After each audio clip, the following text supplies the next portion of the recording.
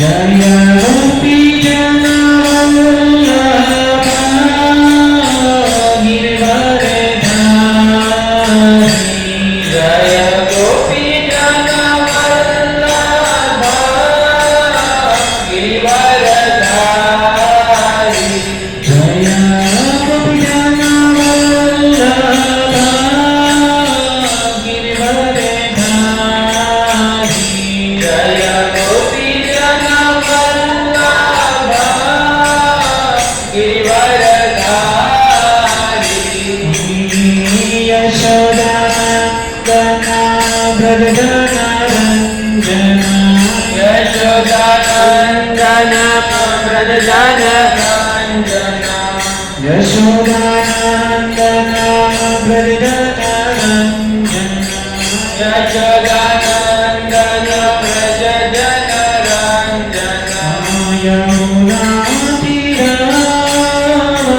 यमुनातीरावनचारि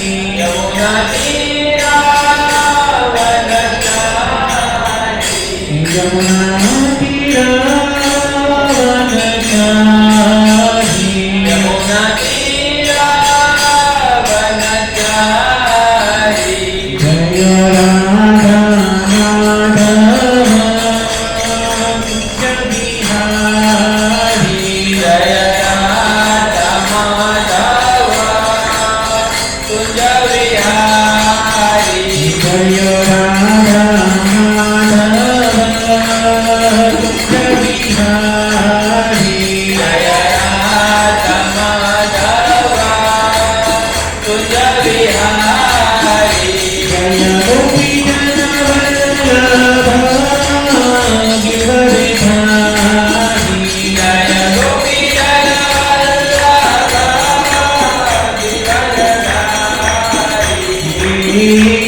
यशोदानन्दना व्रजनरञ्जना यशोदानन्दना व्रजनरञ्जना यशोदानन्दना व्रजनरञ्जना यशोदानन्दना व्रजनरञ्जना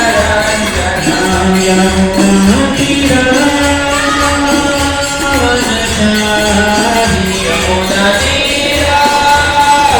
यमुनातीरावनचारि यमुनातीरावनचारि यमुनातीरावनचारि जय राधा माधव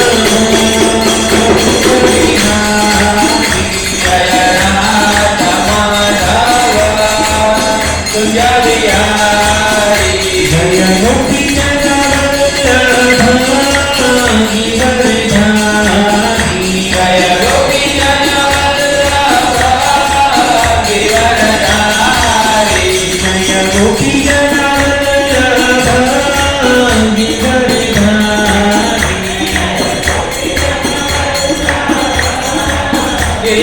गिरवरधारी यशोदानन्दना व्रजनरञ्जना यशोदानन्दना व्रजनरञ्जना यशोदानन्दना व्रजनरञ्जना यशोदानन्दना व्रजनरञ्जना यमुनातीरावनचारि यमुनातीरावनचारि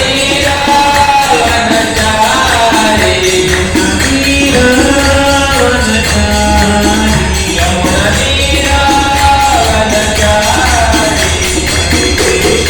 हरे Krishna Krishna Krishna Hare Hare Hare Ram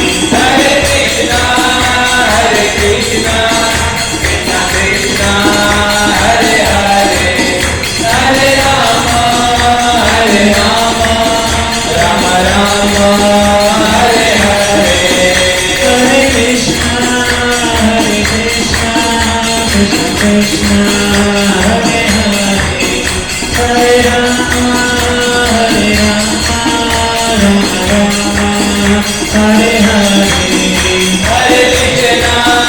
Hare Krishna, Krishna Krishna, Hare Hare, Hare Rama,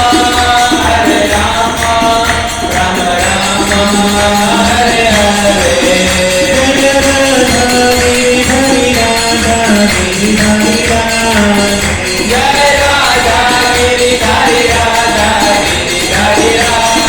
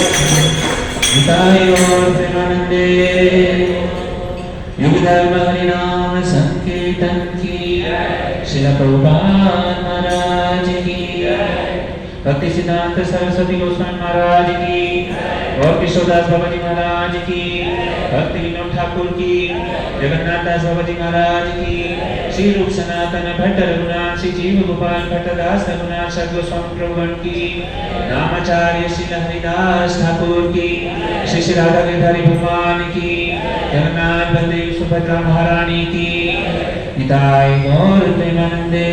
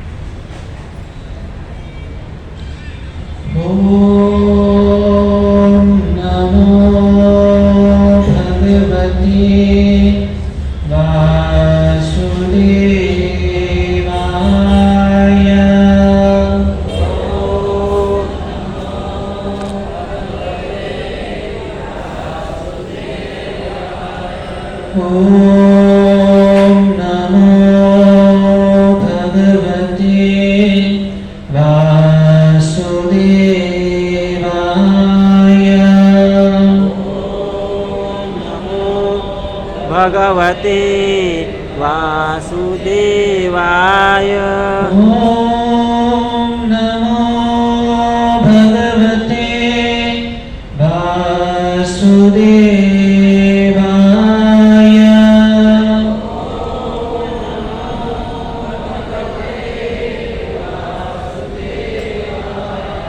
ओम अज्ञानतिमिरान्धस्य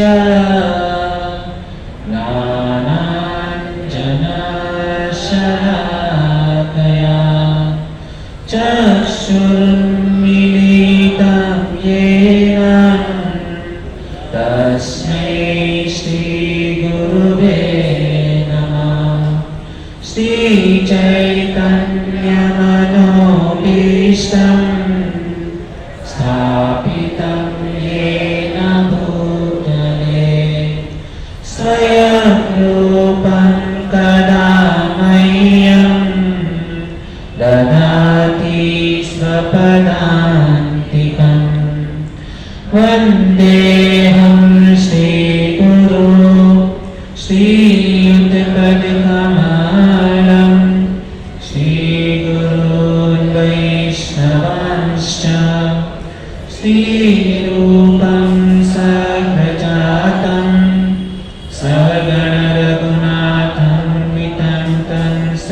जीवम् सावधैतं सावधूतं परिजनसहितं श्रीकृष्णचैतन्यदेवं श्रीराधा कृष्णपादानां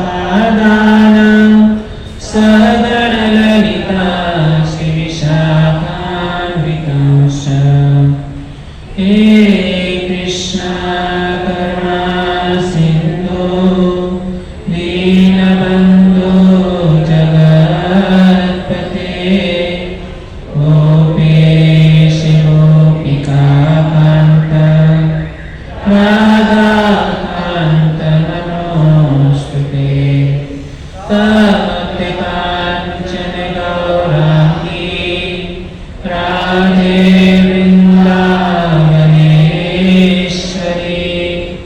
वृषभानुसुते देवी प्रणमामि हरिप्रिये वाञ्छाकल्पतरुभ्यश्च कृपासिन्धुभ्य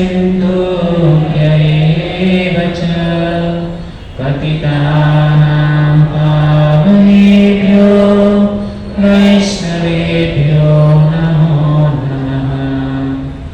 जय श्री कृष्ण चैतन्य प्रभु नित्यानंद श्री अद्वैत गदाधर श्रीवासादि गौर भक्तवृंद। हरे कृष्णा कृष्णा कृष्णा हरे हरे हरे राम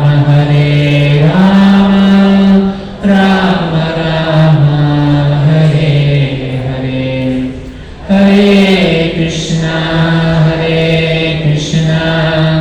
कृष्णा कृष्णा हरे हरे हरे राम राम राम हरे हरे। हरे कृष्णा कृष्णा कृष्णा हरे हरे हरे राम राम राम हरे।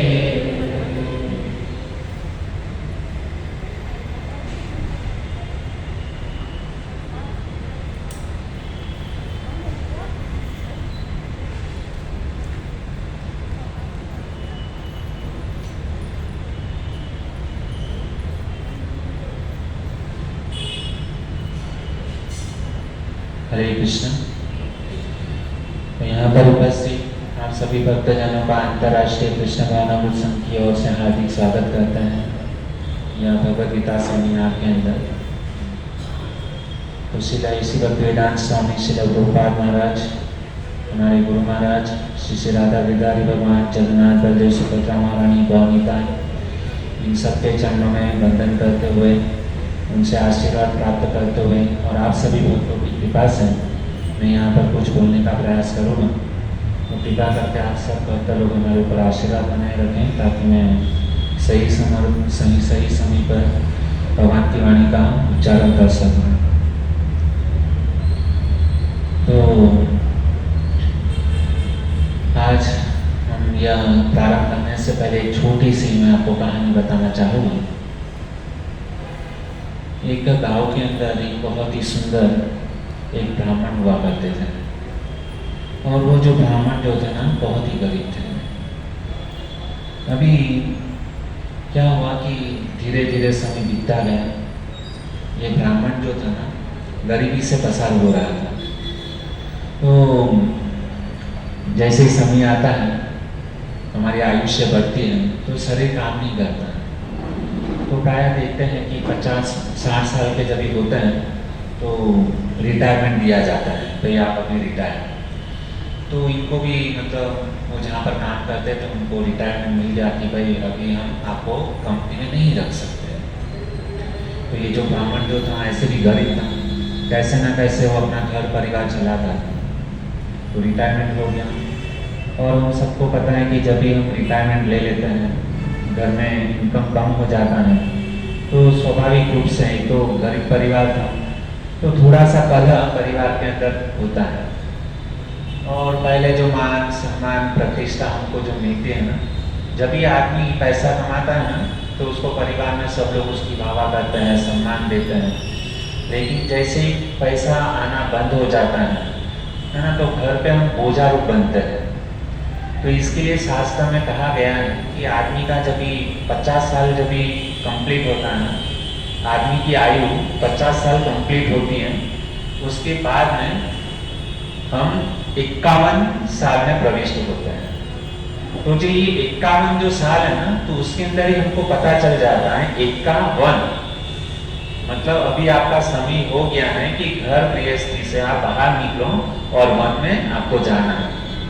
यह हमारी परंपरा रही है कि भाई आदमी जब 51 यानी वन में जाके भगवान की प्राप्ति करने के लिए हमको क्या करना चाहिए, प्रयास करना चाहिए। नहीं कि मतलब वही गृहस्थ जीवन में पड़े रहो और भाई घर वालों की गाली सुनते रहो, ये जीवन नहीं है। 51 यानी हमको तपस्या करने के लिए भगवान ने मनुष्य जीवन दिया। तो ये बूढ़ा व्यक्ति था, सैलरी नहीं थी, घर पे ऐसे ही अनाथ बैठा हुआ था। तो घर पे उसकी पत्नी का बार बार झगड़ा होता था। 1 महीना बीत गया, 2 महीना बीत गया, 3 महीना बीत गया, और उसकी एक लड़की थी। और हम सबको पता है कि जब भी लड़का होता है ना, तो इतना टेंशन नहीं होता है माता पिता को, लेकिन जो लड़की होती है ना, तो माता पिता को बहुत ही मतलब उसके दुख होता है, टेंशन होता है कि भाई हमारी लड़की है, बड़ी हो जाती है, जवान होती है, तो उसको अपने मायके भेजना होता है। तो वो लड़की थी और विवाह योग्य हो गई थी, लेकिन इसका ये जो ब्राह्मण जो था ना, गरीब था, इनकम बंद हो गई, तो पैसा भी नहीं था, करे क्या। रोज पत्नी चिल्लाती थी, जाओ काम पे, काम ढूंढ करके लाओ, ऐसे ही घर पे बैठे बैठे खाते हो, अभी तो मतलब घर पे किराना भी नहीं है, पैसा कमाओ। तो बहुत ही मतलब पत्नी का मतलब बार बार मतलब अनुग्रह करने से वो प्रयास भी करता था बेचारा कि भाई उसको काम मिल जाए, लेकिन उम्र होने के बावजूद उसको कोई काम पे रखता नहीं था। तो एक दिन वो बेचारा इतना कंटाल गया ना, कि उसने सोच लिया कि भाई अभी जो है ना, मुझे आत्महत्या कर लेना है। ये अभी मेरी पत्नी की, बाद में मेरी लड़की, सब लोग मुझे घर पे चिल्लाते हैं, परेशान हो गया। होता है ना कभी कभी घर पे मतलब बार बार कोई चिल्लाता है, बेचारा पुरुष क्या करेगा। तो उसने सोच लिया कि अभी मुझे ये जिंदगी जी के कुछ मतलब नहीं है, जंगल में जाके मतलब क्या करना, मुझे सुसाइड कर लेना, आत्महत्या। लेकिन ये ब्राह्मण था, तो उसके मन में विचार तो आया कि ये शरीर जो है ना, मैं आत्महत्या करूंगा, लेकिन इस तरीके से मुझे मानना है कि ये शरीर दूसरे किसी काम में आ जाए। आत्महत्या तो करना है, लेकिन ये शरीर किसी ना किसी काम में आए, इस तरीके से मुझे कुछ करना है। तो उसको मन में विचार आया कि यहाँ पे पास में एक बड़ा सा जंगल है, वहाँ पे बब्बर शहर हुआ है, वहाँ पे बब्बर शहर रहता है। तो उसने सोचा कि मैं जंगल में जाता हूँ और वो शहर जो है ना, उसको अपना शरीर समर्पण कर देता हूँ, ताकि कम से कम वो बब्बर शहर जो है उसके करीबन मतलब मेरा शरीर उसके खाने में इस्तेमाल हो। तो इस प्रकार से उसने नक्की किया, जंगल में चलता गया, और जंगल का जो एकदम लास्ट जो कोना जो था ना, वहाँ पे पहुँच गया। और वहाँ पे उसको दूर से एक बड़ी सी गुफा दिखाई, जहाँ पर वो शहर, बब्बर शहर जो है ना, वहाँ पे रहता था। और जैसे वो गुफा के पास में गया ना, तो वहाँ पर एक बड़ा सा एक वृक्ष था। उस वृक्ष के ऊपर जो है ना, एक हंस, वहाँ पे हंस पेड़ के ऊपर बैठा हुआ था। तो उसने ये गरीब ब्राह्मण को देखा कि ये बेचारा मतलब आ रहा है यहाँ पर जंगल में, और यहाँ पर भूखा शेर जो है यहाँ पर है। तो वो शेर जो है ना गुफा से बाहर आया, और उसने देखा कि मेरा शिकार आया है। तो उसी समय वो पेड़ के ऊपर जो हंस जो था ना, उसने हंस ने उस शेर महाशय को बोला, क्या बोला, बहुत ही सुंदर बात बताई कि देखो आज जो है ना एकादशी है। किसने? हंस ने शेर को बताया कि आज एकादशी है, और तुम्हारा भाग्य है कि तुम्हारे पास में जो है ना, तुम्हारे कुल गुरु जो है ना, तुमको दर्शन देने के लिए तुम्हारे पास में है। किसने कहा ये बात? वो हंस ने बताया। कि आज मतलब एकादशी है और एकादशी के दिन पे तुम्हारे कुलगुरु तुम्हें दर्शन देने के लिए आए हैं। तो शेर तो मतलब सोचने लगा कि मेरे कुलगुरु मतलब, और उसने देखा कि पवित्र ब्राह्मण मतलब धोती और कुर्ता पहना हुआ था, ब्राह्मण ही था। तो उसने हंस ने पूछा तो मैं क्या करूं, कुलगुरु आए तो हंस ने उसको सिंह को कहा, बब्बर शेर को कहा कि जब भी कोई हमारे घर पे मतलब ऐसे कुलगुरु आता है ना तो उसका सत्कार करना चाहिए। कैसे सत्कार करें, शेर वहां से पूछा कैसे सत्कार करें। तो हंस ने बताया कि पिछले हफ्ते तुमने ये नगर सेवक के लड़के को तुमने मार दिया था, है ना। तो वो तो नगर सेवक था, तो उसके लड़के के जो जवेरात है ना वो वहां पे गुफा में पड़े हुए हैं। तो तुम क्या करो कि तुम्हारे जो कुल गुरु आए हैं ना तो उनको क्या करो, यह तुमको कुल गुरु को उपहार के रूप में उसको देना चाहिए। बब्बर शेर को बोला कि बहुत अच्छा आइडिया आपने बताया, ऐसा तो मेरे पास कुछ था नहीं देने के लिए। तो बब्बर शेर ने क्या किया, वो जो ब्राह्मण देवता जो थे ना उसकी धोती पकड़ करके वो कुल गुरु को अंदर गुफा में लेकर के गए, और गुफा में लेकर के गए ना तो उसको वो जो जवेरात जो थे ना, सोने के जवेरात, कंगन, कान, चैन वगैरह बीटी, वो पूरा जो है ना जवेरात वो बब्बर शेर ने किसको दिया, उस ब्राह्मण को दिया। अब ये ब्राह्मण तो सोचने लगा कि मैं आया था यहाँ पर मरने के लिए, लेकिन वो हंस ने क्या किया, मुझे बचा दिया। और मरना था तो मरने से पहले उसको क्या मिल गया, उतना सारा सोना, है ना, वो मिल गया। अभी ये जो ब्राह्मण देवता थे ना उसने क्या किया, अपना जो खेस था ना वो खेस को निकाला और उसने क्या किया, सारे मतलब ये जो जवेरात जो थे ना उसको पोटली में बांधा, और पोटली में बांध करके वापस वो अपने घर पर जाने के लिए रवाना। अभी क्या हुआ भक्तों कि बहुत सुंदर बात हुई, ये तो एकदम खुश हो गया और घर पर आया, और अभी उसने वो जो सुसाइड करने का, आत्महत्या करने का उसने जो प्लान बनाया था ना वो उसने कैंसिल कर दिया। भाई अभी मुझे मरना नहीं है, क्योंकि अभी तो मैं किसके लिए सुसाइड करने गया था, क्योंकि मेरे पास में संपत्ति नहीं था, धन नहीं था। अभी तो मेरे पास में बहुत सारा धन संपत्ति आ गई, तो मरना का ही है।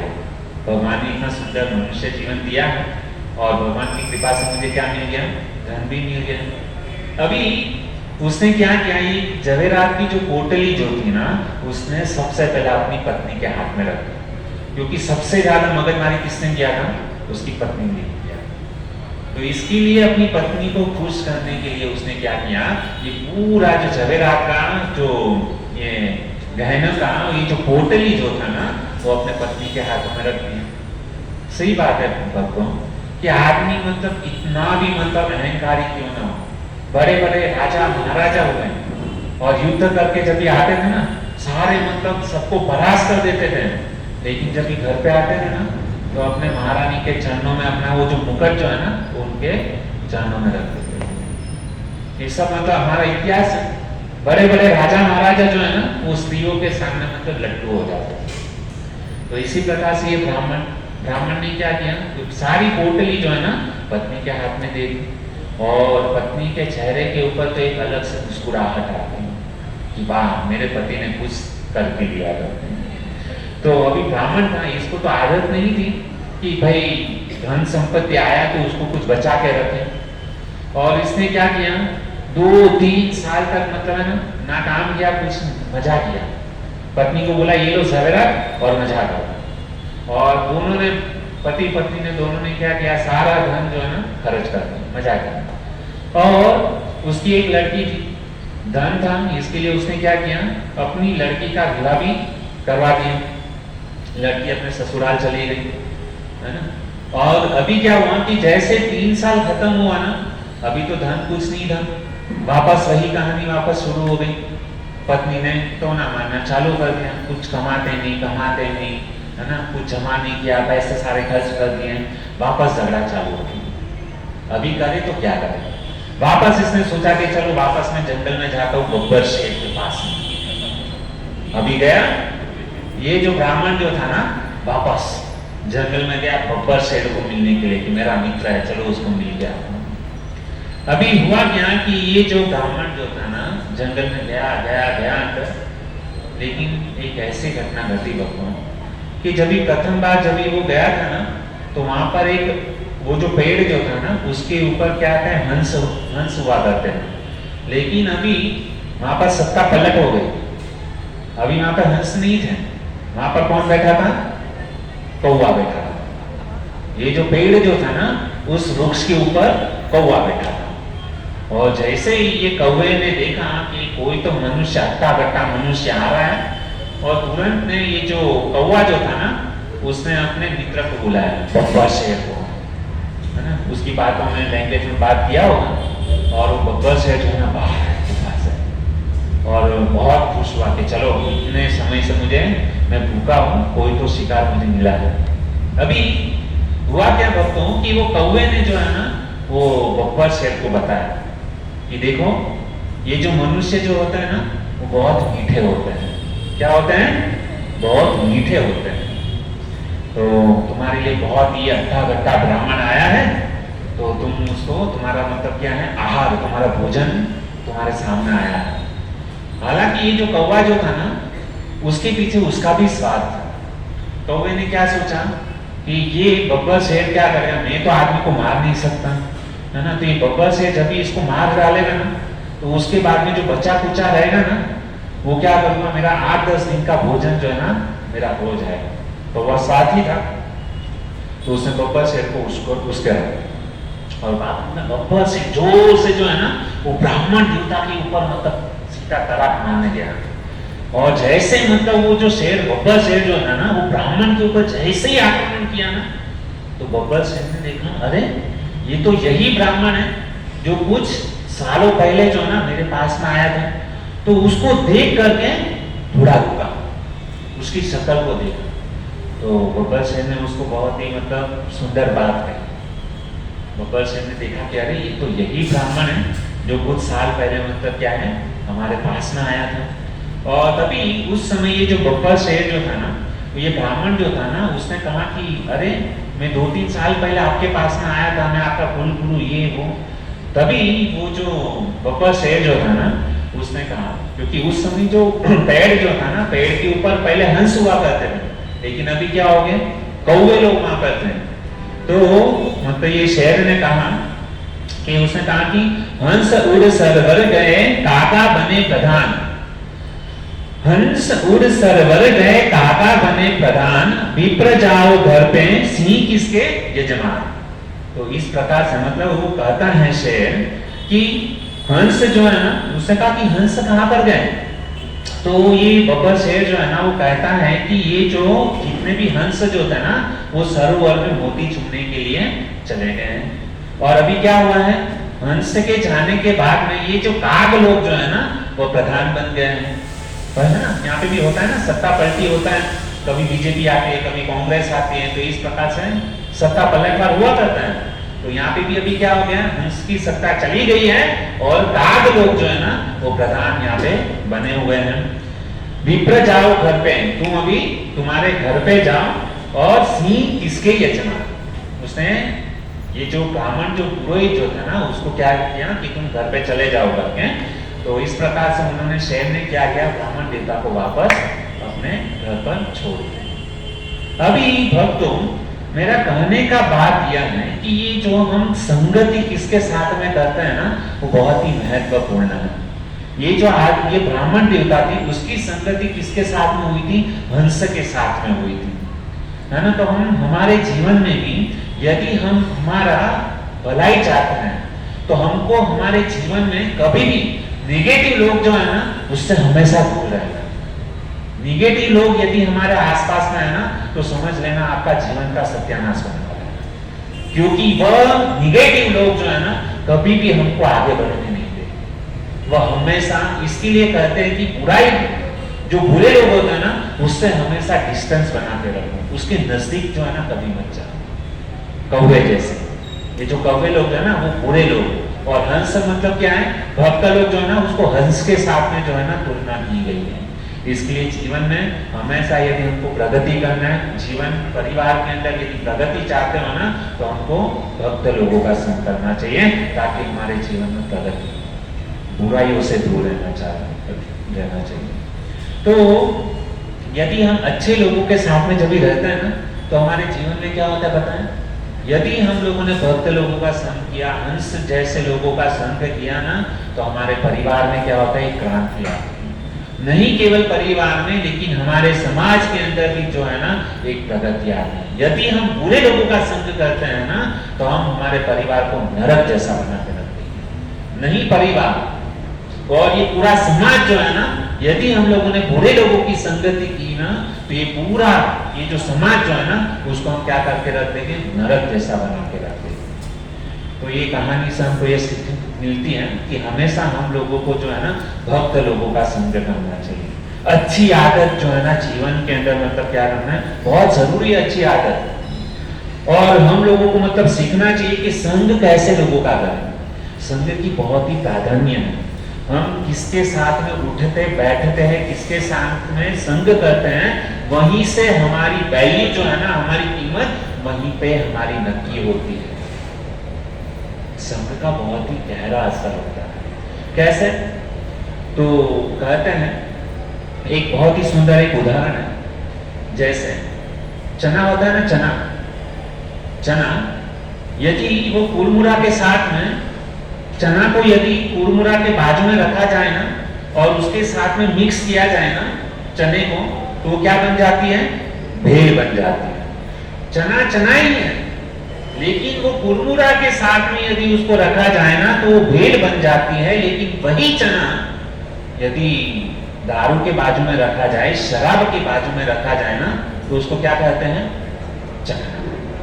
चना वही है, लेकिन वो उसकी संगति जो है ना, वह किसके साथ में है ना, उसके ऊपर से उसकी वैल्यू होती है।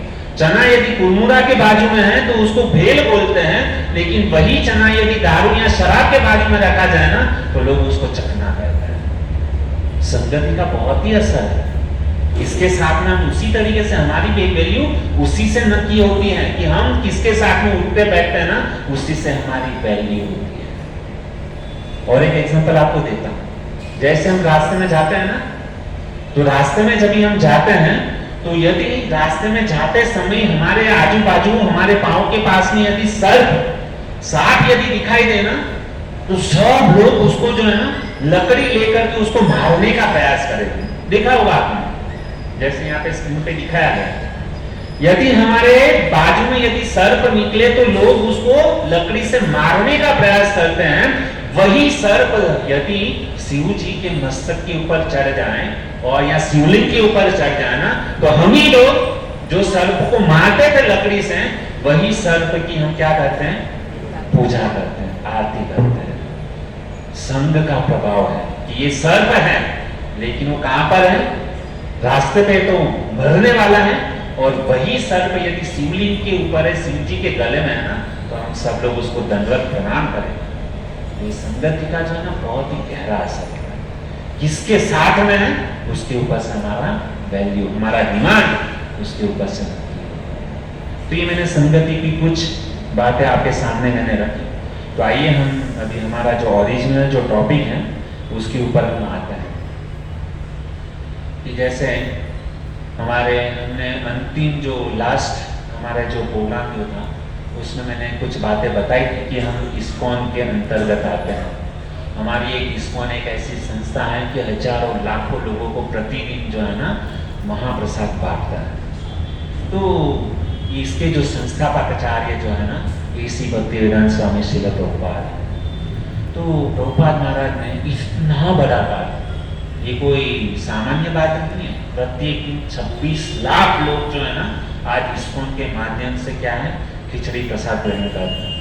तो उसके पीछे एकमात्र यदि हाथ है ना, तो इसी भक्तिवेदांत स्वामी प्रभुपाद महाराज का। तो ये जो प्रभुपाद महाराज जो है ना, कहाँ से मतलब इतनी शक्ति प्रभुपाद महाराज के अंदर आई?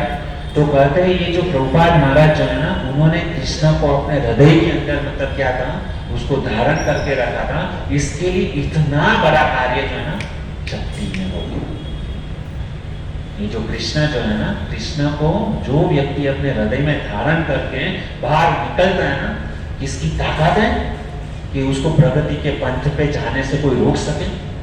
इसके लिए जब हम घर से बाहर निकलते हैं ना भक्तों, तो हमको कृष्ण को हमारे हृदय के अंदर धारण करके जो है ना फिर बाहर निकल जाते हैं। हमको प्रगति करने से कोई रोक नहीं सकता, ये हमारा इतिहास प्रमाण है।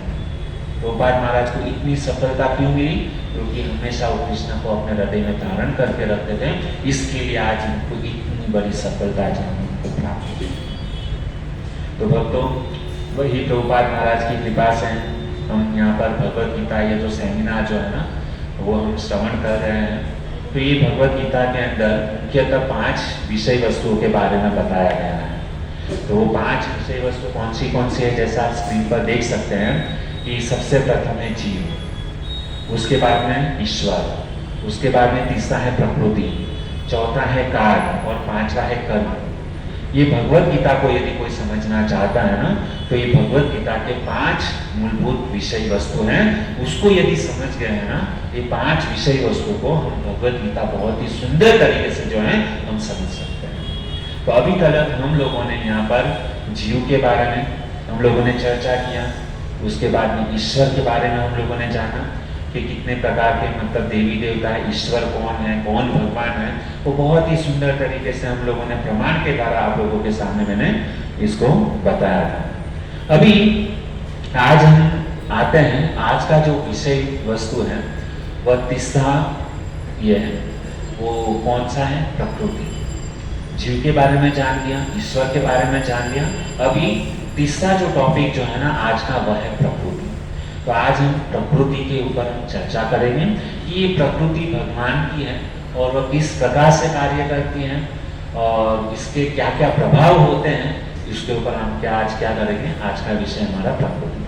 आप लोगों ने प्रकृति शब्द कई बार आप लोगों ने सुना है ना प्रकृति शब्द, लेकिन उनको पता नहीं है कि प्रकृति है क्या, किसको कहते हैं।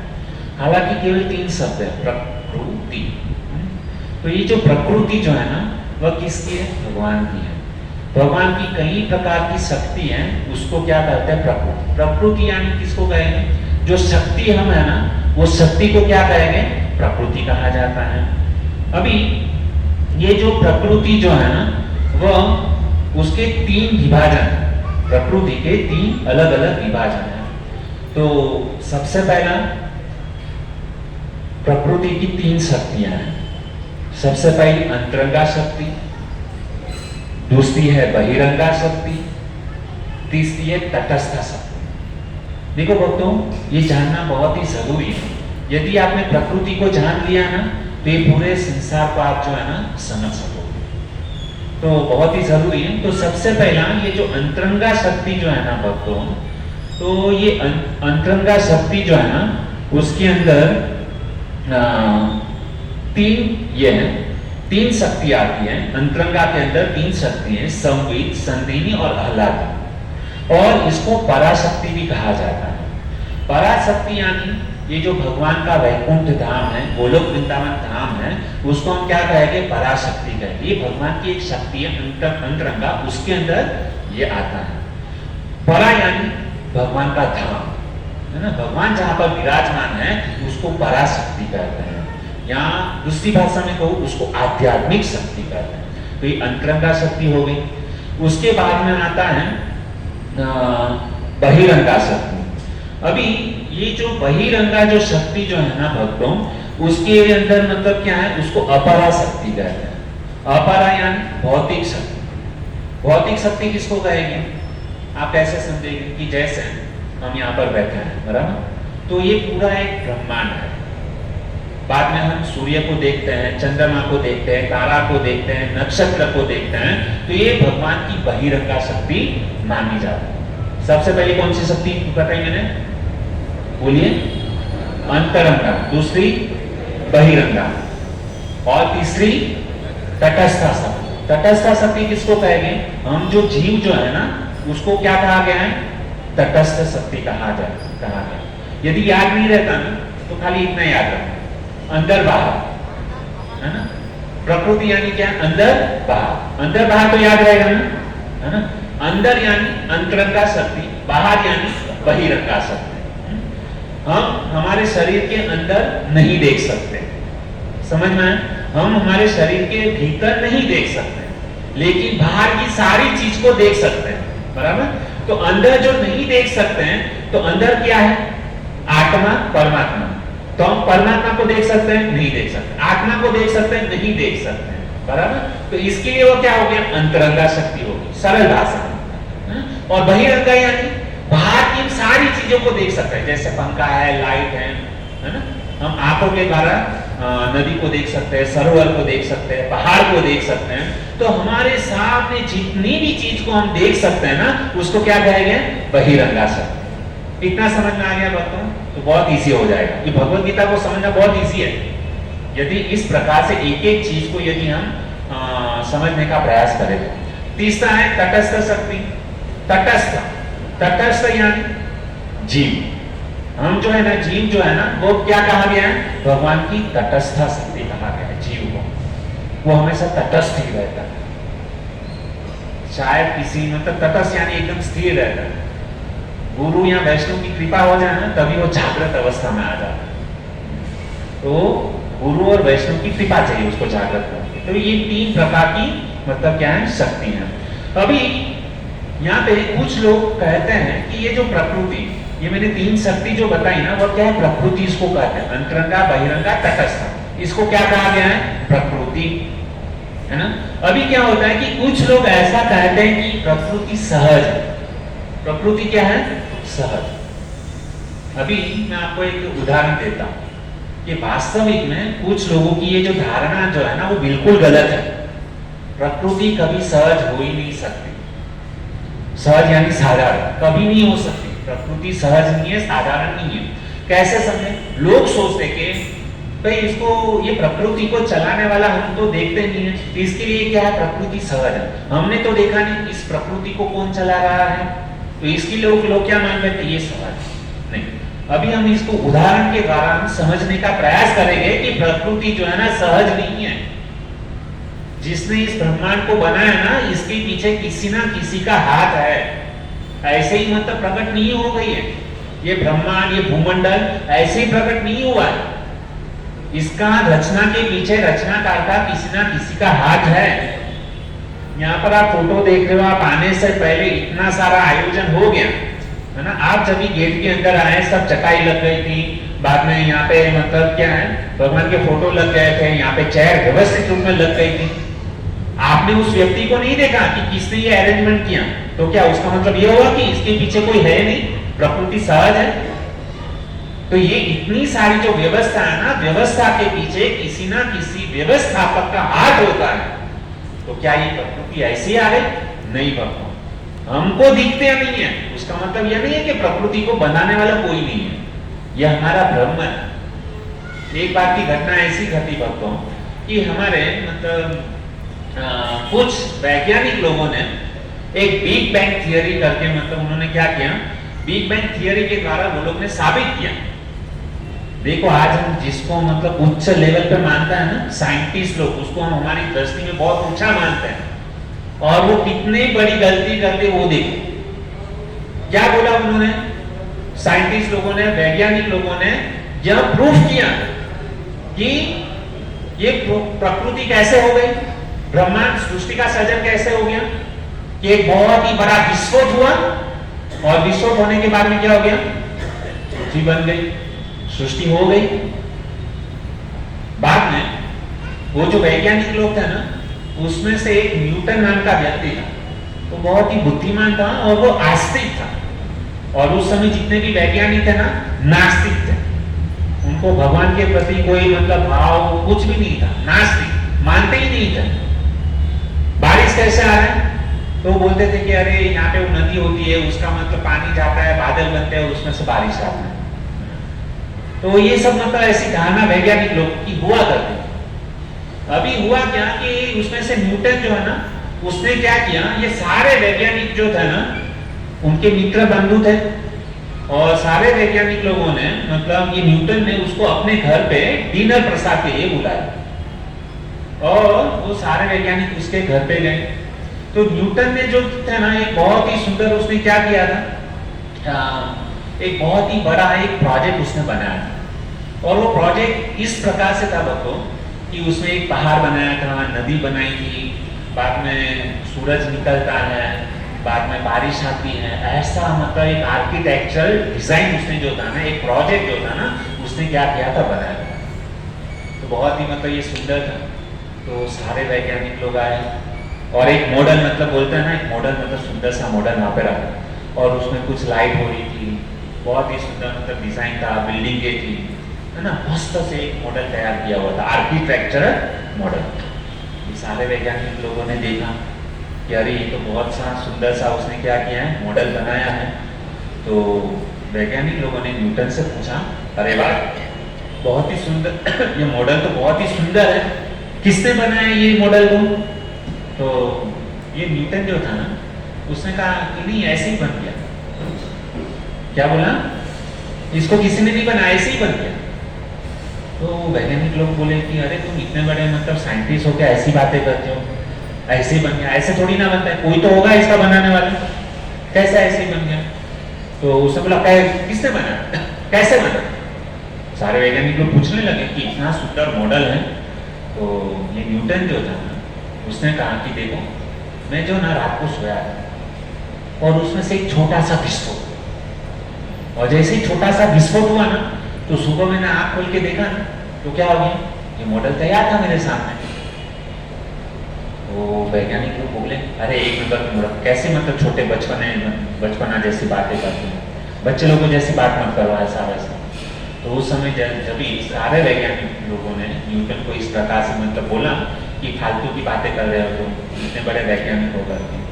तो उसी समय न्यूटन ने कहा अरे बुद्धू, तुम जो बोलते हो कि एक छोटा सा मॉडल, एक है ना, एक छोटा सा मॉडल विस्फोट होने से नहीं बनता, बराबर? तो इतना बड़ा सृष्टि है, उसके अंदर नदी है, पहाड़ है, पशु है, पंखी है, सब कुछ इतना सुंदर सी सृष्टि जो है ना, क्या विस्फोट होने से बन जाएगा? क्या ऐसे ही बन जाएगा? तुमको इतनी भी अक्ल नहीं है और तुम लोग बोलते हो कि विस्फोट हुआ उससे मतलब सृष्टि का सर्जन हो गया। ये सृष्टि का सर्जन, अरे मूर्ख लोग, जब भी विस्फोट होता है ना, तभी क्या होता है, जब भी विस्फोट होता है ना, धड़ाका होता है ना, जोश है, तो क्या होता है, पूरा सृष्टि खत्म हो जाती है, जितनी भी चीज जो है ना वो नष्ट हो जाती है। विस्फोट से विसर्जन होता है, सर्जन नहीं होता है कभी, है ना? तो जिस प्रकार से विस्फोट होने से क्या होता है, विसर्जन होता है, सर्जन नहीं होता है, उसी प्रकार से ये जो मॉडल जो है ना, वो विस्फोट से नहीं बना, इसको बनाने वाला कोई है। उसी प्रकार से ये सृष्टि जो है ना, उसको बनाने वाला कोई ना कोई है, तुमको दिख नहीं रहा है, इसके लिए तुम कुछ भी अपने मन में आकर के बक देते हो। उस समय न्यूटन ने उसके सामने प्रूफ किया वैज्ञानिक लोगों को कि ये सृष्टि जो है ना, उसके पीछे सृष्टिकार है, उसके पीछे बनाने वाला कोई ना कोई है, वह कौन है, भगवान है। भगवान के बिना ये सृष्टि कभी नहीं सकती। तो एक छोटा सा बच्चा भी मतलब ये बात को समझ सकता है, और इतने बड़े वैज्ञानिक लोग जो है ना, पूरे मतलब विश्व में सबको मूर्ख बना रहे थे, और उसको साइंस ने सिखाते भी है, विस्फोट होता है और सृष्टि का सर्जन। कितनी बड़ी गलत हमको एजुकेशन दिया है, और हम हमारे एजुकेशन को प्राउड फील करते हैं, हमारा बच्चा स्कूल में जा रहा है, अच्छा एजुकेशन ले रहा है। क्या एजुकेशन ले रहा है? कुछ समय पहले लोगों ने मतलब इतिहास में मतलब पढ़ते थे, हमने भी पढ़ा है, वो तो अभी हमको इस्कॉन में आने के बाद में भगवत गीता के द्वारा पता चला। क्या बताते हैं हिस्ट्री के अंदर, इतिहास के अंदर, कि हमारे पूर्वज जो है ना बद्दल थे, है ना? तो कैसे थे? पहले वो 4 पाँव से चलते थे, बाद में धीरे धीरे वो 2 पाँव से चलने लगे, बाद में धीरे धीरे उनकी पूंछ चली गई, और ऐसा करते करते क्या हो गया, वो बंदर से आदमी बन गए। अरे मतलब एक प्रकार से हमारे पूर्वजों को जो है ना, यदि आपको बोला जाए कि आपके पूर्वज, आपके दादा बंदर थे, आपको कैसा लगेगा? आप मानोगे कि हमारे दादा मतलब ये थे, आपके दादा के दादा बंदर थे? एक प्रकार से हमारे पूर्वज लोगों को गाली दी जाती है, और उसी बात को हम बहुत ध्यान से पढ़ते हैं और क्वेश्चन में पूछते हैं कि भाई हमारे पूर्वज कौन थे? हम लोग लिखते थे हमारे पूर्वज बंदर थे। ये हमारा इतिहास है, हिस्ट्री में। मतलब देखो कितनी मूर्ख, आज हम लोगों को हंसी आ रही है बात को, और ये हम सब ने मतलब क्या पढ़ा है, ये तो अच्छा है कि सरकार बदली है, तो उसने ये जो शैक्षणिक विभाग जो है ना उसको चेंज किया। अभी जाकर कितना गलत गलत बात को हमको सिखाया जाता है। ये हमारी संस्कृति को धीरे धीरे नष्ट करने की बात है। इसके लिए हम यदि भगवत गीता, शास्त्र, भागवतम, रामायण, महाभारत ये यदि पढ़ेंगे नहीं ना तो हम मूर्ख ही बनेंगे। इतना बड़ा एजुकेशन लेके कुछ मतलब नहीं है। सीए बन गए, इंजीनियर बन गए, डॉक्टर बन गए, क्या किया जीवन के अंदर? सही बात को तो समझा नहीं। बस जो नहीं पढ़ने लायक चीजें जो है ना उसको हम पढ़ते हैं, और हम पढ़ते नहीं, हमारे बच्चे को भी ये पढ़ाते हैं गलत है। लेकिन सही ज्ञान जहाँ पर दिया जा रहा है ना वहां पर नहीं, हम हमारे बच्चे को वहां पे नहीं भेजेंगे भैया। क्यों? क्योंकि सही बात बता रही है। जहाँ पे सत्य बताया जा रहा है वहां पर हम अपने बच्चे को नहीं भेजेंगे। जहाँ पर गलत फिलोसॉफी है, आज बोले कि चलो पिक्चर देखने, क्लब में चलो, होटल में चलो, हाँ जा बिंदास जाइए, ले मेरी ओर से 500 रुपया ऐश कर। ये हमारी दशा है। और यहाँ पे ये Bhagavad Gita course, Bhagavad Gita seminar free में दिया जाए, 1 रुपया भी नहीं लिया जाए, और उल्टा ये खत्म होने के बाद में सबके लिए सुंदर प्रसाद भी दिया जाए। लेकिन यहाँ पर हम लोग नहीं भेजे बच्चे को। क्यों? अरे शर्म लगती है ना। किसी को हम बताएंगे कि हमारा बच्चा भगवत गीता पढ़ता है, कितनी बुरी बात है ना? अरे हमको प्राउड फील करना चाहिए अपने आप को कि हमारा बच्चा भगवत गीता ये सीख रहा है। लेकिन ये जब ये सीखता है तो हमको शर्म आती है, मुंह नीचा करते हैं। ये हमारा नहीं, ऐसा नहीं होना चाहिए।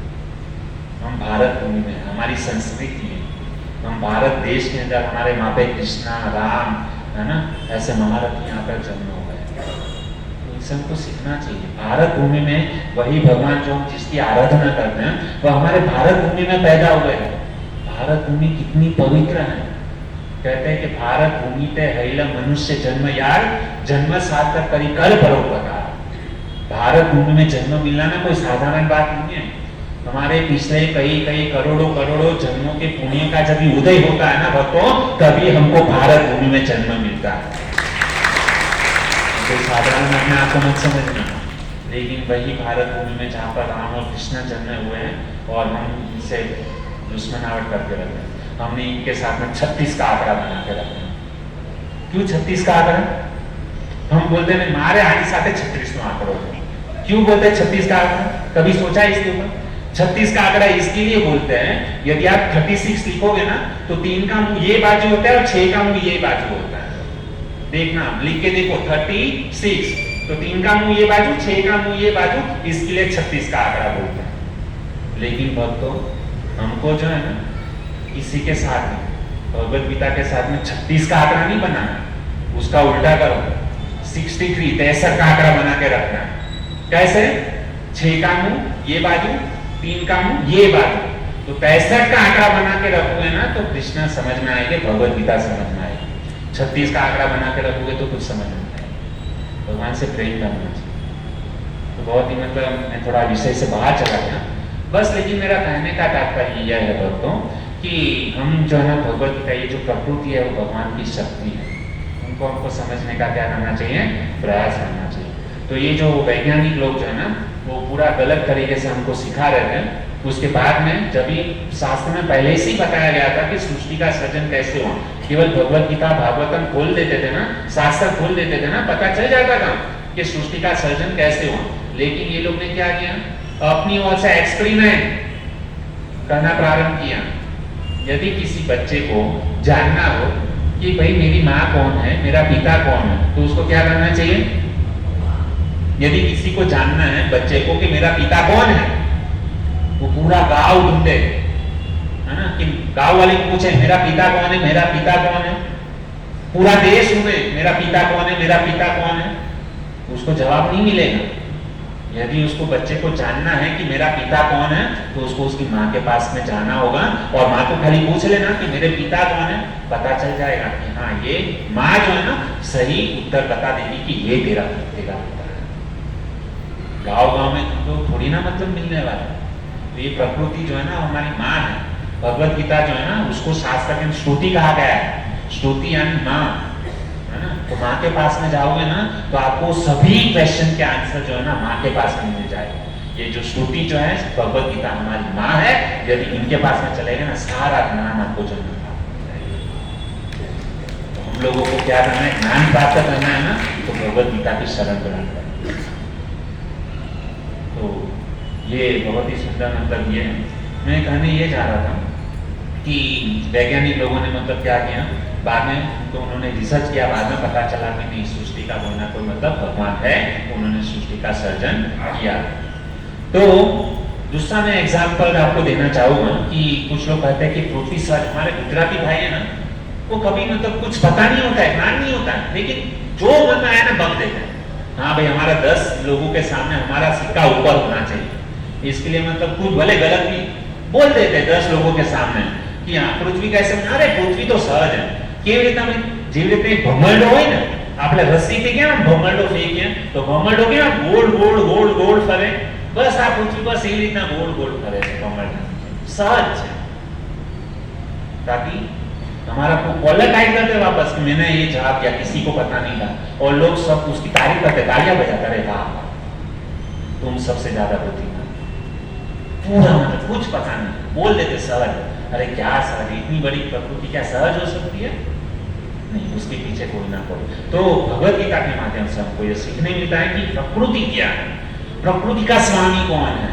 तो कहते हैं भगवत गीता के, यदि आप भगवत गीता खोलोगे ना, तो भगवत गीता के 90वें अध्याय में 10वें नंबर का श्लोक है ना, उसमें बहुत ही सुंदर भगवान श्री कृष्ण अर्जुन पूछते हैं कि प्रकृति का स्वामी कौन है, मुझे कृष्ण मुझे बताइए, मैं जानना चाहता हूँ कि इतनी बड़ी प्रकृति उसका स्वामी कौन है। उस समय भगवान श्री कृष्ण भगवान वाचा भगवान कहते हैं कि ये आप जो देख रहे हैं ना प्रकृति का स्वामी, मयाध्यक्षेन प्रकृति सूयते सचराचरम, ये जो प्रकृति का स्वामी कौन, मयाध्यक्षेन प्रकृति, ये प्रकृति जो है ना उसका स्वामी मैं खुद भगवान श्री कृष्ण जो है ना बता मयाध्यक्ष, और ये सारी प्रकृति जो है ना मेरी अध्यक्षता के अंदर जो है ना वो कार्य करती है। आज तक किसी भी बाबा ने, किसी भी भगवान, किसी भी देवी देवता ने बताया ये सारी प्रकृति मेरी है, और वो भी कृष्ण कहाँ पे बता रहे, कुरुक्षेत्र की युद्ध भूमि में, जहाँ पे कौरव और पांडवों का बस युद्ध होने वाला है, वहां पर मतलब बड़े इतने सारे लोग, भीष्म पितामह, गुरु द्रोणाचार्य, अश्वत्थामा, कर्ण है ना, और 5 पांडव, और वहां पे सबके सामने भगवान ऐलान कर रहे हैं मयाध्यक्षेण प्रकृति, ये प्रकृति जो है ना मेरी है, मैं ये प्रकृति का स्वामी, अहम सर्वस्य प्रभु, मैं सबका स्वामी। ये केवल अकेले कृष्ण ही उन्होंने ऐलान किया है, बाकी किसी ने ऐलान नहीं किया।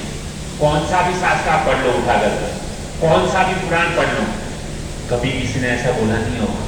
हिम्मत चाहिए उसके लिए बोलने के लिए, लेकिन कृष्ण छाती फोड़ करके बोलते हैं ये प्रकृति का स्वामी जो है ना मैं हूं। और क्या कहते हैं, भूमिर आप नल वायु खम मनोबुद्धि एवं अहंकारम इति यम में भिन्ना प्रकृति अष्टधा, ये जो 8 प्रकार की जो है ना पृथ्वी, जल, अग्नि, वायु, आकाश, मन, बुद्धि, अहंकार, आत्मा, परमात्मा, ये जो प्रकृति के अंतर्गत आता है, ये अष्टधाम मया भूमि राप नलो वायु, ये जितनी भी अष्ट प्रकार की ये जो प्रकृति है ना, वो उसका स्वामी कौन है, मेरा, मैं उसका जो है ना स्वामी। तो और ये जो भगवान है ना, ये पूरे प्रकृति का पालन किस प्रकार से करते हैं, भगवान अपने धाम में सोए हुए, आप लोगों ने देखा होगा कि भगवान जो है ना आराम से कारण समुद्र में सोए हुए हैं, और सोए क्या कर रहे हैं, वह पूरे सृष्टि का पालन कर रहे हैं। आप बोलोगे प्रभु जी बात कुछ हजम नहीं हो, सोते कैसे आदमी मतलब पालन कर सकता है। और हम वापस उदाहरण क्या देते हैं, अपना ही उदाहरण देते हैं कि जैसे प्रभु जी हम ऑफिस चलाते हैं, हम ऑफिस में जाते हैं, तो ऑफिस में हम पूरा दिन मेहनत करते हैं, है ना, सुबह से लेके रात तक पूरा दिन रात मेहनत करते हैं, तभी ये ऑफिस चलता है, उसके लिए काम करना पड़ता है, बिना काम की ऑफिस चलता नहीं है। और ये इतनी बड़ी प्रकृति ऐसे भगवान सोते चलाते हैं, ये बात हजम नहीं। तो बहुत ही सुंदर भगवत गीता के अंदर भी एक उदाहरण, आप लोगों ने कछुआ देखा होगा, ये जो कछुआ जो होता है ना, जैसे यहाँ पर कछुआ की पत्नी का नाम क्या मुझे पता नहीं है, तो कछुआ की पत्नी जब भी अंडा देती है ना, तो वो अपने अंडे को, अपने बच्चे को किस प्रकार से पालन करती है पता है, वो अंडे देकर के जो है ना चली जाती है, विचरण करने के लिए या भोजन प्राप्त करने के लिए बहुत दूर चली जाती है। लेकिन उसने जहां पर अंडा दिया है ना, कछुआ की पत्नी ने, भले वो कितना भी दूर क्यों ना हो, लेकिन वो अपने दूर से अपने बच्चे को, अपने अंडे को देखते देखते वो क्या करती है, उस अंडे का सेवन करती है, पालन करती है।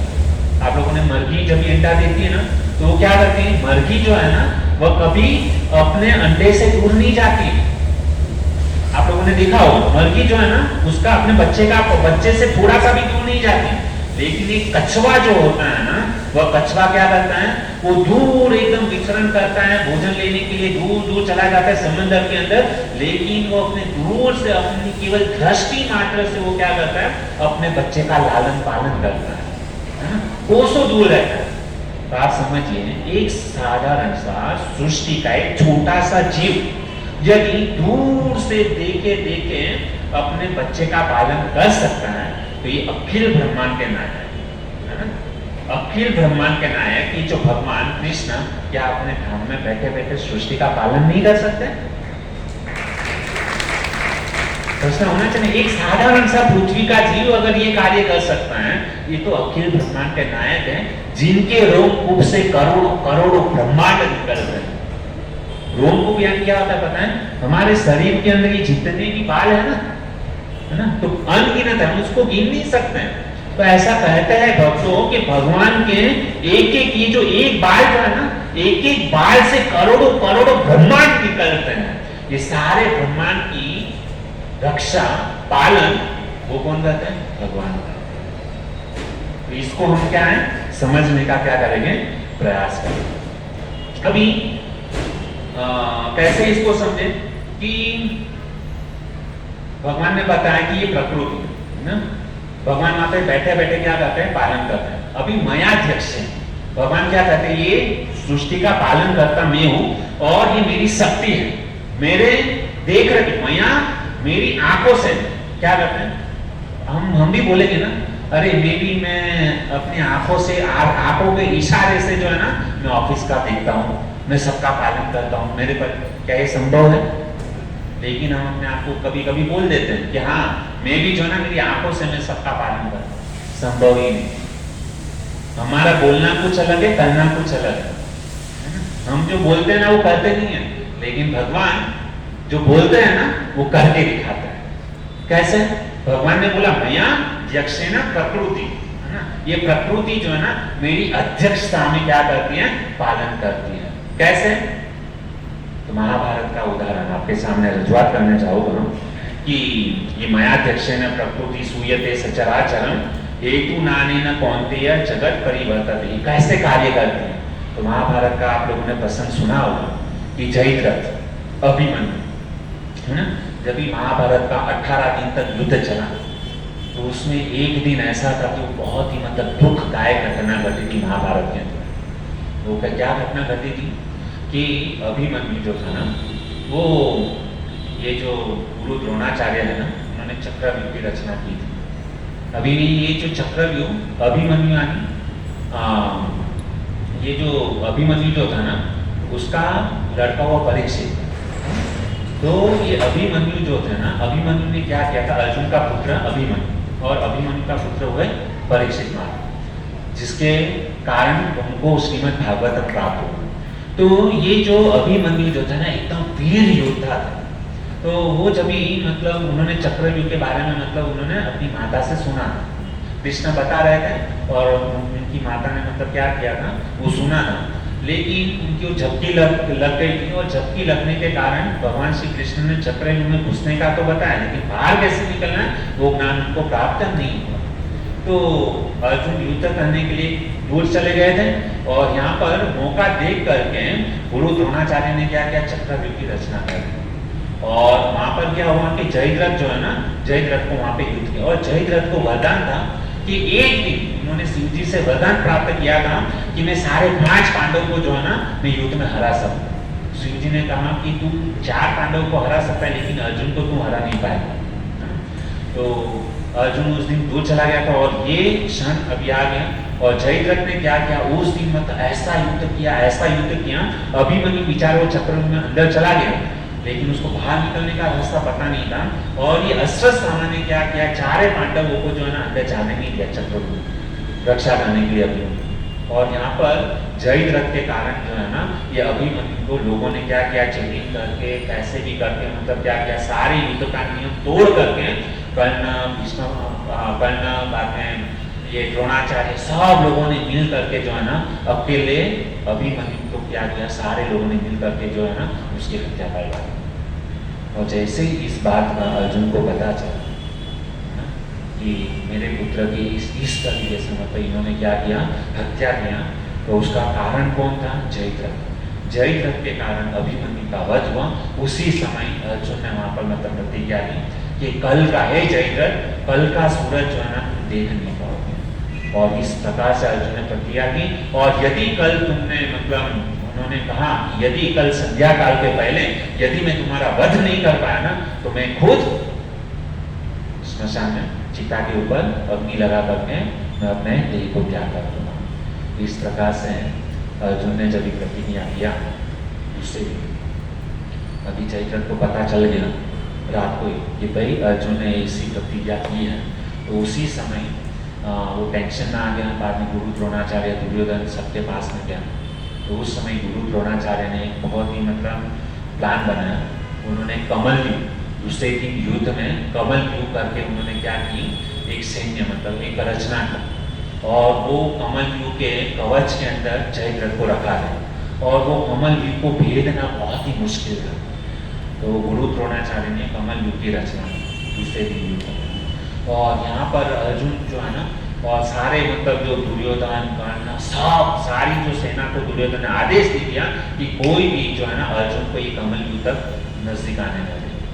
और पूरा प्लान रेडी कर दिया और अर्जुन युद्ध ऐसा किया, लेकिन युद्ध करते करते क्या हो गया, समय बहुत कम था और युद्ध करते करते समय चला गया। और उस समय क्या हुआ कि संध्या का समय हो गया और संध्या हो गई, लेकिन फिर भी क्या हो गया कि अर्जुन संध्या समय हो गया, युद्ध विराम हो गया युद्ध के अनुसार। और ये जयद्रथ जो था ना उसने क्या सोचा कि अभी तो संध्या काल हो गया है ना, अभी मैं मेरे दुश्मन की मौत जो है ना अपने आंखों से मैं उसकी क्या करूँगा, मौत को देखूंगा।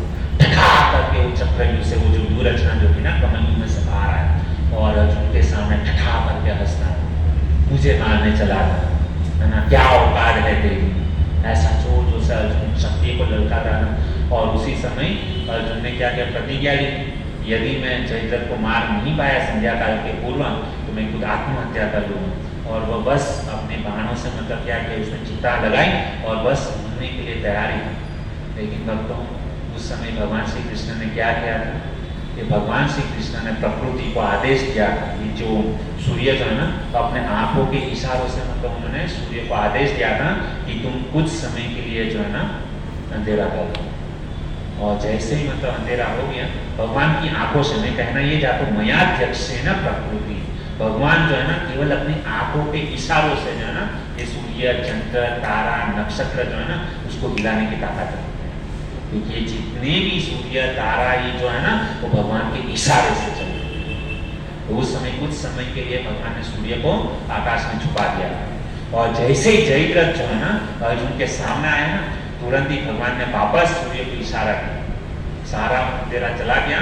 और उस समय जैसे ही अंधेरा चला गया ना दिन प्रकट हो गया और भगवान श्री कृष्ण ने अर्जुन को आदेश दिया, हे अर्जुन देख क्या रहे हो तुम, देखो सूर्य अभी तुम्हारे सर के ऊपर है ना, संध्या समय नहीं हुआ है, अभी दोपहर को 2:30 बजे है, तुम्हारा शत्रु तुम्हारे सामने है, उठाओ धनुष और तुम्हारे शत्रु का वध करो। और उस समय भगवान से बोले भगवान कृष्ण ने जैसे ही आदेश दिया ना उन्होंने दिखा रहे अभी तो सूर्य सर के ऊपर है ना, तुरंत ही धनुष उठा करके अर्जुन ने क्या किया, जयद्रथ का वध किया। इस प्रकार से मयाध्यक्षेण प्रकृति, भगवान जो है ना अपने भक्तों की रक्षा करते हैं। ये महाभारत जो है ना प्रमाण, 5 पांडव जो है ना 18 दिन तक युद्ध हुआ, कृष्ण जो है ना उनके साथ में थे, 5 पांडव में से एक बार किसी का बाका नहीं हुआ। और उनके सामने कौरव कितनी भयानक मतलब विशाल सेना थी, समंदर के मापी, और यहाँ पर 5 पांडव की छोटी सी मंडली थी। लेकिन फिर भी ये 5 पांडव ये सारे जो कौरव विशाल समंदर के जितनी जो सेना थी ना उसके ऊपर भारी कृष्ण अस्त्र शस्त्र कुछ भी उठाया नहीं था। भगवान ने प्रतिज्ञा की थी कि मैं युद्ध के अंदर अस्त्र शस्त्र नहीं उठाऊंगा, है ना। फिर भी भगवान ने अस्त्र शस्त्र उठाया नहीं, लेकिन केवल भगवान जो है ना अर्जुन के साथ में थे, पांडव के साथ में थे, है ना। तो इसके लिए क्या हुआ, ये पांडव लोग जो है ना विजयी हो गए। हमारे साथ में कितना भी बॉडी बिल्डर रखे, कितना भी ये रखे, कुछ फायदा नहीं। यदि भगवान नहीं है ना साथ में, आपकी कभी पराजय हो जाएगी ना, पता भी नहीं चलेगा। बहुत ही सुंदर बात है। इसके लिए मैं जो प्रारंभ जो किया था, संगति, हमारे आजू बाजू ऐसे लोगों का रखना चाहिए कि हमारी विकट स्थिति में जो है ना हमारे साथ में खड़े रहे। इसके लिए हमारा उठना बैठना और किसके साथ में है ना, उसके ऊपर से हमारा वैल्यू जो है ना वो तय होता है। यदि हम लोगों ने बुरे लोगों का संग कर दिया ना, आप कितने भी डॉक्टर हो, चार्टर्ड अकाउंटेंट हो, सीए हो, कुछ काम नहीं आए। एक बात जो है ना अभी याद आ गई, तो आप लोगों ने देखा होगा माइकल जैक्सन, इतना फेमस व्यक्ति था वो। जब भी माइकल जैक्सन जब भी चलता था ना, तो वो अपने साथ में करीबन 500,000 डॉक्टर लोगों को अपने साथ में रखता था, ताकि उसकी मतलब उसकी हेल्थ को थोड़ा सा भी असर हो। लेकिन इतना बड़ा माइकल जैक्सन, इतने सारे डॉक्टर मिल करके भी जो है ना माइकल जैक्सन को बचा नहीं पाए। कुछ ये जितने भी ये जो है ना डॉक्टर है, चार्टर्ड अकाउंटेंट है, कुछ कोई जब भी हमारा बुरा समय आएगा ना, ये कोई हमको बचा नहीं सकेगा। यदि हमारे पास में कृष्ण है ना, कोई भी यदि हमारे साथ में नहीं है ना, केवल कृष्ण हमारे साथ में है ना, तो हमको बचा लेगा। बाकी किसी की भी ताकत नहीं कि हमको बचा सके। हमारे ऊपर जब भी विपत्ति आती है, दुख आता है ना, तो हम किधर जाते हैं, पत्नी के पास में जाते हैं, बच्चों के पास में जाते हैं, हमारे सेठ के पास में जाते हैं, मैनेजर के पास में जाते हैं। कोई माइकाला हमको मदद नहीं करेगा। मदद कौन करेगा, केवल द्वारकाधीश का। बाकी किसी की ताकत नहीं है कि हमको बचा सके। केवल वही व्यक्ति हैं, वो हमको जिला भी सकते हैं और भगा भी सकते हैं, उसके हाथ में दूरी है। बस मैं यहाँ पर मेरी वाणी को विराम करता हूँ। बहुत बहुत धन्यवाद आप सभी भक्तों का कि इतना मतलब बहुत अच्छा लगता है कि आप सब लोग इतना कुछ ज्ञान प्राप्त करने की जिज्ञासा लेकर के यहाँ पर जो है ना अपना कीमती समय निकाल करके यहाँ पर बैठे हैं। बहुत अच्छी बात है। गिरधारी की, प्रभुपाद महाराज की, हमारे पूर्वजों की हमारे ऊपर कृपा है, इसके कारण हम यहाँ पर बैठे हैं ना। बैठने का है, उनको धन्यवाद देना चाहिए हमारे माता पिता को, हमारे पूर्वजों को, कि हम ऐसे परिवार में जन्मे हैं कि जहाँ पर हमको ऐसी शिक्षा प्राप्त करने का सुअवसर हमको प्राप्त हुआ। हमारे बाप दादा ने कुछ जो है ना, हमारे बड़े पूर्वज हो, उन्होंने कुछ पुण्य किया है, उनकी पुण्य की कमाई जो है ना हमारे ऊपर आई।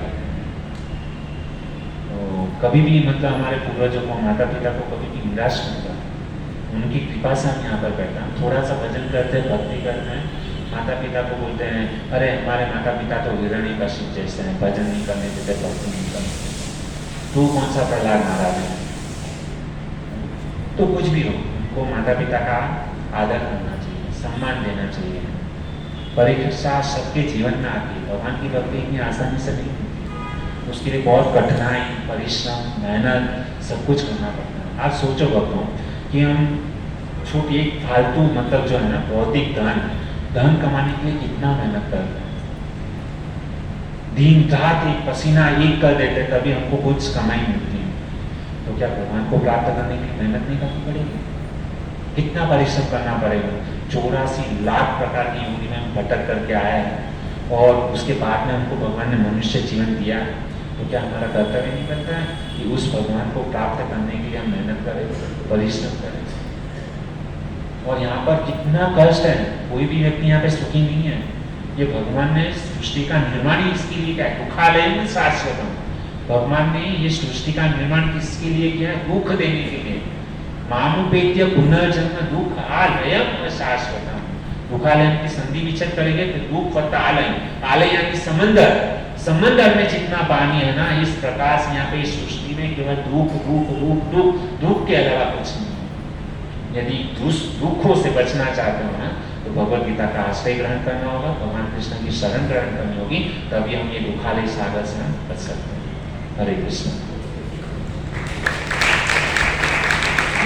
बहुत बहुत धन्यवाद आप सभी भक्तों का। तो मेरे बोलने में कुछ भी त्रुटि हो गई हो, कुछ अपशब्द मतलब निकल गए हो, हो सकता है मतलब कुछ शब्द आपके हृदय को ठेस पहुंचाने वाले हों, तो बुरा मत मानिएगा, आपका सेवक समझ करके हमारी गलती को क्षमा करें। हरे कृष्ण। हरे कृष्णा कृष्णा कृष्णा हरे हरे, हरे राम राम राम हरे हरे। तो बहुत बहुत धन्यवाद आप सभी भक्तों का। और बहुत सुंदर हिज ग्रेस जीवन कृष्ण प्रभु जी ने हम सबको एक शुरुआत में एक कहानी के माध्यम से समझाया कि किसका हमें संग करना चाहिए, है ना।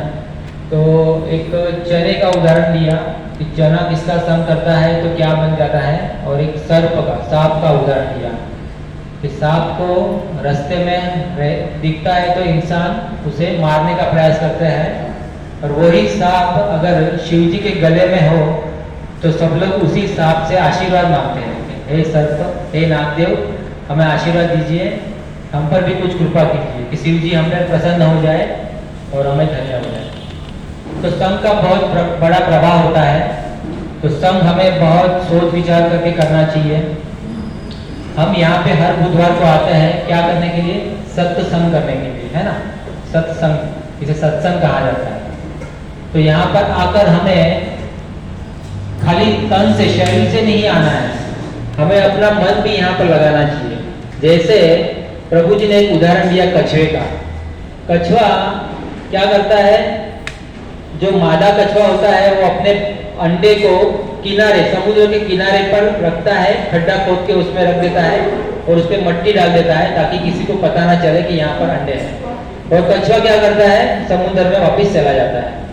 और कछुआ समुद्र में भले कितना भी गहराई में विचरण करे, लेकिन वो अपने मन से उस अंडे को सोचता रहता है, उस अंडे के बारे में, और उस मन से सोच करके उसमें से फिर वो कछुए के बच्चे पैदा होते हैं। तो मन के द्वारा वो देख करके, सोच करके उसमें से बच्चे हो जाते हैं, उसका ध्यान रखता है। तो वैसे ही क्या करना चाहिए? हमको भी यहाँ पर अपना मन लगाना चाहिए। इसलिए भगवान श्री कृष्ण क्या कहते हैं भगवद गीता में? मन मना भव मत भक्तो मध्याजिमाम नमस्कुरु। हे अर्जुन के माध्यम बनाकर हमको क्या कहते हैं कि मुझ में मन लगाओ, मेरा भजन करो, मेरे नाम का जप करो। हरे कृष्णा कृष्णा कृष्णा हरे हरे, हरे राम राम राम हरे हरे। इस महामंत्र का जप करने से हम हमारे अंदर क्या होगा? भगवान हमें प्रेरणा देंगे कि क्या सही है, क्या गलत है, कब उठना है, कब सोना है, क्या खाना है, क्या नहीं खाना है, किसका संग करना है, किसका नहीं करना है। ये सब प्रेरणा हमें कौन देगा? हमारे हृदय में बैठे परमात्मा, एकमात्र मित्र है हमारे, वो हमको प्रेरणा देंगे। कब? जब हम भगवान को प्रणाम करेंगे, भगवान का नाम लेंगे, भगवान को भोग लगाकर प्रसाद खाएंगे, भगवान के भक्तों का संग करेंगे तब। तो बहुत बहुत धन्यवाद है हिज ग्रेस जीवन कृष्ण प्रभु का कि हमको हर बुधवार को ऐसे सत्संग का लाभ देते हैं। तो आइए प्रभु जी का एक बार हरे कृष्ण महामंत्र से अभिवादन व्यक्त करते हैं। हरे कृष्णा कृष्णा कृष्णा हरे हरे, हरे राम राम राम हरे हरे। और आज का जो सुंदर महाप्रसादम है वो एक माता जी ने स्पॉन्सर किया है। उन्होंने नाम बोलने से मना किया है, लेकिन हमारा कर्तव्य है कि उनका अभिवादन करें। तो उनके माता जी के प्रभु जी, उनके पति देव का गए संडे को जन्मदिन था, तो उस उपलक्ष्य में आज का जो प्रसाद उन्होंने स्पॉन्सर किया है। तो आइए माता जी और उनके प्रभु जी और उनके पूरे परिवार को हम हरे कृष्ण महामंत्र बोलकर उनका अभिवादन करते हैं। हरे कृष्णा कृष्णा कृष्णा हरे हरे, हरे राम राम राम हरे हरे। और भगवान श्री राधा कृष्ण से प्रार्थना करते हैं कि उनका पूरे परिवार को कृष्ण भक्ति मिले और उनका पूरे परिवार को उनके सुखमय जाए,